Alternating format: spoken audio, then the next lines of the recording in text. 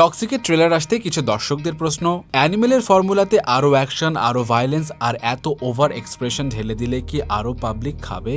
কাহিনীটা লাগবে না? কিন্তু ইয়াশ ফ্যানদের প্রশ্ন অন্য জায়গায়। ভাই, মুভি রিলিজের আগে এত ক্রিটিসিজম কেন? কেউ কি এখন থেকেই টক্সিককে নামানোর চেষ্টা করছে, নাকি আসলেই ট্রেলারে এমন কিছু আছে যেটা নিয়ে প্রশ্ন ওঠা স্বাভাবিক? কারণ ক্রিটিসিজম যাই হোক, একটা জিনিস কিন্তু মানতেই হবে, ইয়াশ এবার এমন একটা গেমবেল নিয়েছে যেটা কেজিএফ এর পর তার কেরিয়ারের সবচেয়ে বড় পরীক্ষা হতে পারে। আর এই জায়গাতেই টক্সিকের ট্রেলারটা একটু ইন্টারেস্টিং হয়ে যায়, কারণ যারা ক্রিটিসিজম করছে তাদের সবচেয়ে বড় অভিযোগ স্টোরি নিয়ে। প্রায় 4 মিনিটের ট্রেলার দেখে অনেকের কাছে রায়া আসলে কি চায়, টিকিটের সঙ্গে তার ইকুয়েশন কোথায়, সেটা পুরো ক্লিয়ার হয়নি। কেউ এটাকে মিস্ট্রি বলছে, আবার কেউ বলছে ভাই মিস্ট্রি রাখতে গিয়ে স্টোরিটাই হাইড করে ফেলেছে নাকি।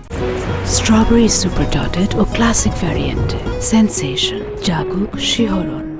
কিন্তু টিকেটের ক্যারেক্টারটা নিয়ে এখন সবচেয়ে বেশি কিউরিওসিটি, কারণ ট্রেইলারে ধীরে ধীরে বোঝা যাচ্ছে এটা শুধু রায়ার গ্যাংস্টার জার্নি না, তার ছেলে টিকেটও গল্পের খুব বড় একটা পিস।